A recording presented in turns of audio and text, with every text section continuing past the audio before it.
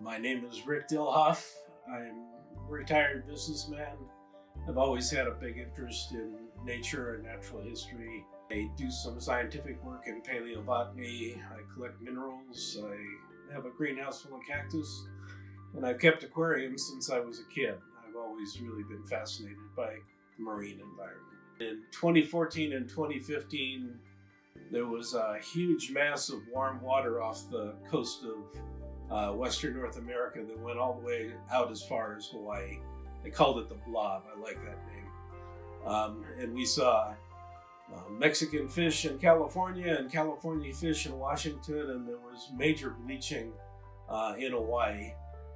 I went 2 years after that, and I know that the worst part of the bleaching was on the Kona coast. I went to two areas there, Captain Cook Bay and Two Step. What I saw in both of those places was most of the corals were dead.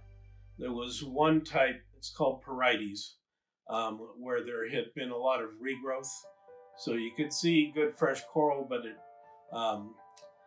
if you look at the pictures I sent, there's cracks of dark material. So the new stuff is growing, but it hasn't completely covered over the dead part yet.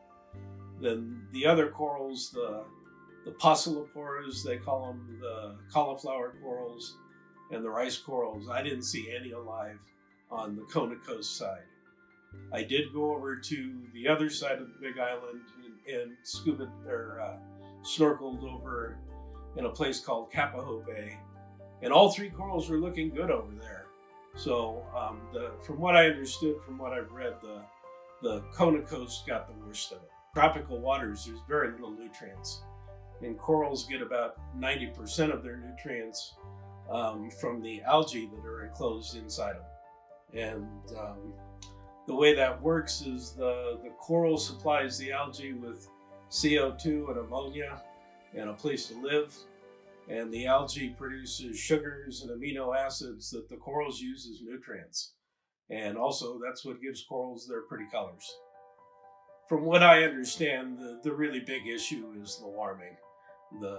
There are other things to do with toxic sunscreen and sedimentation and just damage from people going onto reefs. But the thing that's really driving the coral bleaching is global warming. We all have to act together to do something about global warming.